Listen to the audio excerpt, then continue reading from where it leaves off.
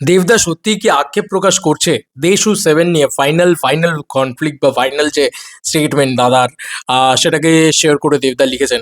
দেখো, দুর্গাপুজোয় দেবদা আসছেন, এটা আদাকে আসতে দেওয়া হচ্ছে না, দেখি এবার কে আটকায়। ব্যাপারটা এরকম হয়ে গেছে।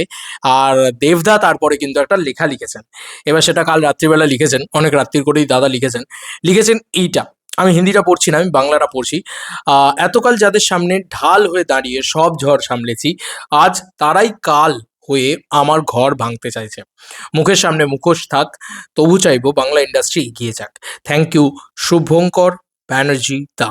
এই শুভঙ্কর ব্যানার্জি ইনি কিন্তু অলরেডি একটা পোস্ট করেন, এই সেম লেখাটা লিখে পোস্ট করেন যে দেব শুভশ্রীর জন্য শুভকামনা, অনেক এবং দুজনেই আমার ভাই এবং বোন ইত্যাদি করে একটা খুব সুন্দর পোস্ট করে কালকে রাত্রিবেলা অঙ্কিত আমাকে পাঠিয়েছিল, মানে দেব ফ্যান আর কি। তো ও আমাকে পাঠিয়েছিল, পাঠিয়ে বলছিল যে এই বিষয়টা কি, এই ব্যাপারটা ঠিক বুঝতে পারছি না, বলে দিই। দেখো, সবাই একজোট হয়ে গেছে দেবদার এগেনস্টে, ঠিক আছে? তো এবার এই এগেনস্টে গিয়ে এবার কি হচ্ছে, পুজোয় তো দেবদাকে আসতে দেবে না বলেছিল, এমন একটা ছবি নিয়ে আসছে দেবদা, বাকিদের রীতিমতো হৃদকম্প শুরু হয়ে গেছে। আর এরপরে বাংলায় ভূমিকম্প শুরু হবে, কারণ দেব শুভশ্রী আসছে ভাই, বুঝতে পারছো তো? মাথা খারাপ অবস্থা। এবং আবারও বলছি, এই জুটিটার কন্টেন্ট লাগে না, এই জুটিটার কিচ্ছু লাগে না, এই জুটিটা এমনি এলে এমনি ব্লকবাস্টার, ঠিক আছে? তুমি বলো না, একটা কিশোরীর মতন গান পেয়েছে দেব শুভশ্রী, মানে ধূমকেতুর ক্ষেত্রে পায়নি তো, কি লেভেলে বক্স অফিস কালেকশন করেছে শুধু জুটি পাওয়ারে।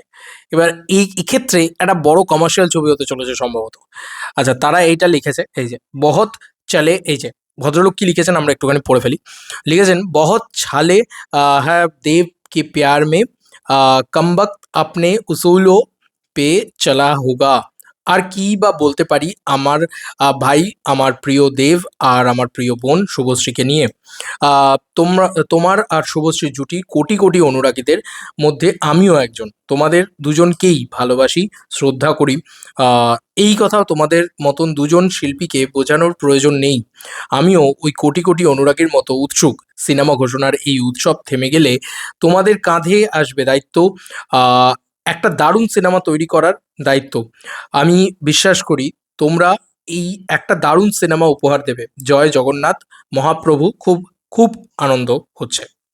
আজকে রানা সরকার কি কথা বলেছিল, আমি জাস্ট এই কথাটা পড়ার পর আমার একটাই কথা, রানা সরকার কি বলেছিল, যে সে ছাড়া আর কেউ দেব শুভশ্রীকে নিয়ে আসতে পারবে না, এরকম একটা স্টেটমেন্ট তো কোথাও গিয়ে ছিল। তো সেই জায়গা থেকে আজকে কোথায় চলে এসছে, দেব শুভশ্রী কিন্তু রানা সরকার নিয়ে আসছে না, দেব এন্টারটেনমেন্ট ভেঞ্চার্স নিয়ে আসছে। আহ, হয়তো বিশ্বজিৎ দাই এই ছবির পরিচালক, জানি না আমরা এক্স্যাক্টলি এখন অবধি। তবে এটা দিয়ে দাদা নিজেও লিখেছে আর কি, কত বড় কথাটা লিখেছে, যে এতকাল যাদের সামনে ঢাল হয়ে দাঁড়িয়ে সব ঝড় সামলেছে, এই মানুষটাকে সামনে দাঁড় করিয়ে টলিউড সব ঝড় সামলেছে একসময়, এই টলিউড ইন্ডাস্ট্রি। এবং যখন যে বিপদে পড়েছে এই মানুষরা ছুটে এসছে। আজকে আজ তারাই কাল হয়ে আমার ঘর ভাঙতে চাইছে। খুব সুন্দর লাইন লিখেছে বস, দারুণ লাইন লিখেছে। মুখের সামনে মুখোশ থাক, সবাই মুখোশ রেখে বলছে দেবের খুব ভালো হোক, কিন্তু অ্যাকচুয়ালিতে তবুও চাইবো বাংলা ছবি, বাংলা ইন্ডাস্ট্রি এগিয়ে যাক। আহ, এটা একটা বিষয়, কারণ দেবদা কখনো মুখোশ পরেন না। বাদ বাকি যারা মুখের সামনে একটা মুখোশ নিয়ে, একটা পালিশ নিয়ে একটা কথা বলছে, বাট পিছনে তো বাঁশ দিচ্ছে, এটা হচ্ছে ব্যাপার। কারণ হঠাৎ করে সবাই মিলে দেবকেই কেন পুজো থেকে সরাতে চাইছে, এটা একবার ভেবেচিন্তে দেখো তো।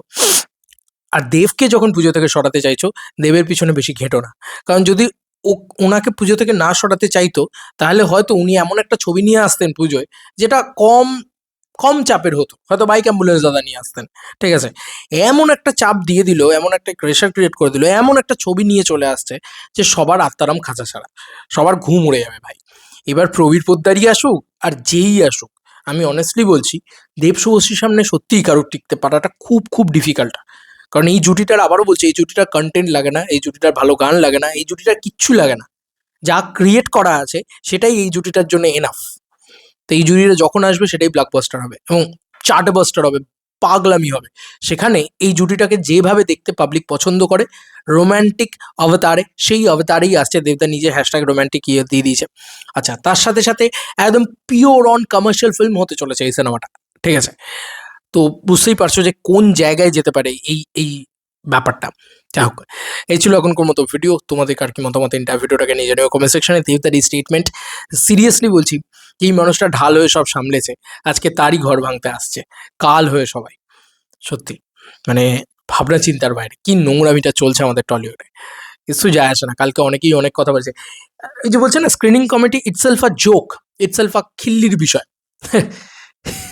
কালকে দেখছিলাম দাদার নামটা নিতেই হচ্ছে, দেব কি আপনাদের সঙ্গে রয়েছে, মানে দেব ইজ সেলেবেল নেম, এটা হচ্ছে ব্যাপার। তো যাই হোক ওরা এমন কিছু কাণ্ড কারখানা করে যে সেটা দেখে সবাই হাসাহাসি করে গোটা বাংলা। আর দেবদা তো দেবদাই ভাই, দেব শুভশ্রী নিয়ে কি উন্মাদনা শুরু হয়ে গেছে তুমি সোশ্যাল মিডিয়া খুলে বুঝতে পারবে। সব সোশ্যাল মিডিয়াতে আবার শুরু হয়ে গেছে, সেই রোমিওর সিন, সেই পরাঞ্জয়ের সিন, সেই কোকাবাবুর সিন, সব পুরনো পুরনো সিন এখন চলবে ভাই।